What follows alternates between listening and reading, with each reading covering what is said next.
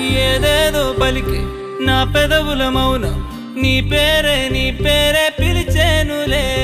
నీ పిచ్చితోనే అల్లాడే ప్రాణం నిన్నేలే తలచేను.